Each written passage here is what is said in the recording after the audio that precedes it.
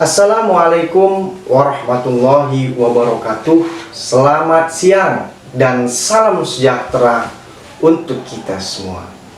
Berjumpa lagi teman-teman dengan saya yang selalu membagikan info-info dan permasalahan seputar hukum. Baik, di video kali ini kita akan membahas suatu permasalahan yang kerap terjadi di masa pandemi COVID-19 ini dan menjadi salah satu pertanyaan yang telah diajukan kepada saya, yaitu bagaimana jika ada orang yang menyebarkan berita yang belum pasti benar dan menggiring opini yang negatif di media sosial tentang salah seseorang atau salah seorang yang dianggapnya terkena COVID-19. Jadi berita ini sampai membuat masyarakat setempat resah, teman-teman. Sementara orang yang diberitakan merasa dirugikan tentunya. Walaupun si pembuat status itu tidak spesifik menyebutkan langsung nama orang yang bersangkutan, apakah orang tersebut, si pembuat berita, bisa diproses menurut hukum? Nah, jadi mengenai permasalahan tersebut dan untuk menjawabnya, tentunya kita harus berpedoman dengan undang-undang sebagai dasar hukumnya. Tentunya di dalam hal ini kita akan bahas dulu jerat hukum penyebar berita bohong, yaitu terdapat di dalam pasal 14 Undang-Undang Nomor 1 Tahun 1946 tentang peraturan hukum pidana yang menerangkan bahwa barang siapa dengan menyiarkan berita atau pemberitahuan bohong dengan sengaja menerbitkan keonaran di kalangan rakyat, dihukum penjara setinggi-tingginya adalah 10 tahun. Dan barang siapa menyiarkan suatu berita atau mengeluarkan pemberitahuan atau pemberitahuan yang dapat menerbitkan keonaran di kalangan rakyat, sedangkan ia patut dapat menyangka bahwa berita atau pemberitahuan itu adalah bohong, dihukum dengan penjara setinggi-tingginya adalah 3 tahun, teman-teman. Selain itu, barang siapa yang menyebarkan kabar yang tidak pasti atau kabar yang berlebihan atau yang tidak lengkap, sedangkan ia mengerti setidak-tidaknya patut dapat menduga bahwa kabar demikian akan atau sudah dapat menerbitkan keonaran di kalangan rakyat, bisa dihukum penjara setinggi-tingginya adalah 2 tahun, teman-teman.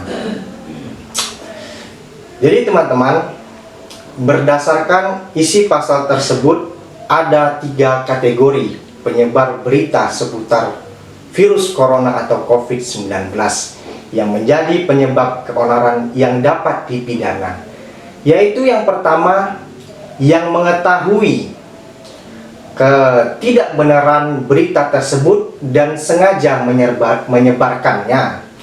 Lalu yang kedua, yang patut menduga berita yang ia sebarkan adalah berita bohong.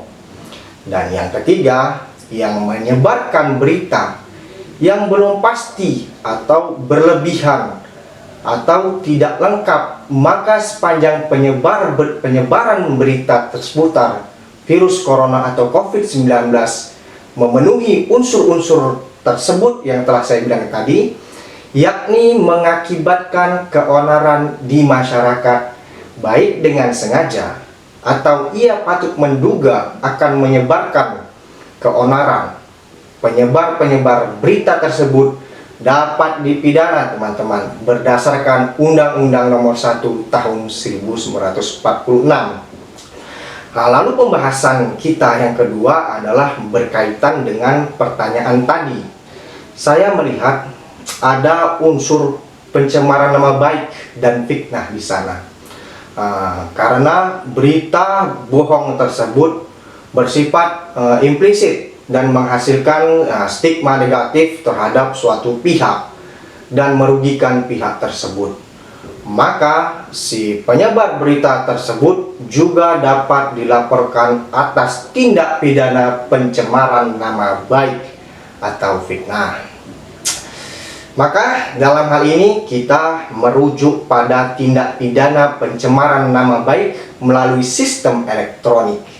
Karena tadi di media sosial, jika penyebaran berita seputar virus corona COVID-19 yang bermuatan pencemaran nama baik tersebut dilakukan via sistem elektronik seperti media sosial yang saya katakan tadi, maka perbuatan tersebut diduga melanggar pasal 27 ayat 3 Undang-Undang Nomor 11 Tahun 2008 tentang informasi transaksi elektronik, atau kita biasa sebutnya Undang-Undang ITE, yang diancam atas tindak pidana berdasarkan pasal 45 ayat 3 Undang-Undang Nomor 19 Tahun 2016 yang menyatakan bahwa setiap orang yang dengan sengaja dan tanpa hak mendistribusikan atau mentransmisikan dan atau membuat dapat diaksesnya informasi elektronik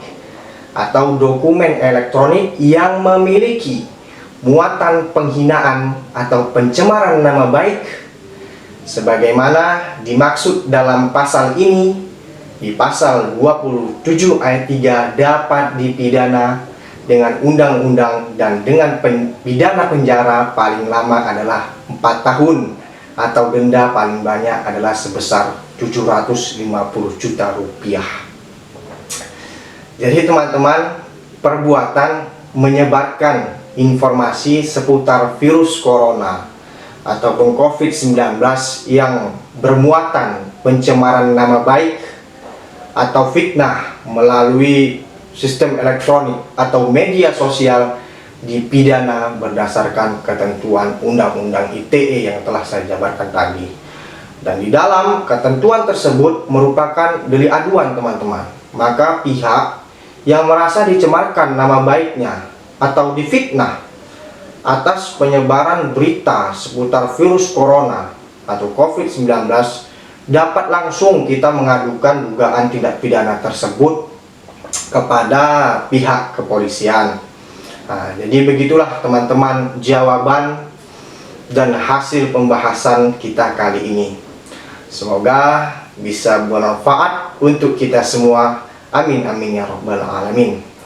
Saya Haji Fikri Wicaksana undur diri. Wabillahi taufiq wal hidayah. Wassalamualaikum warahmatullahi wabarakatuh.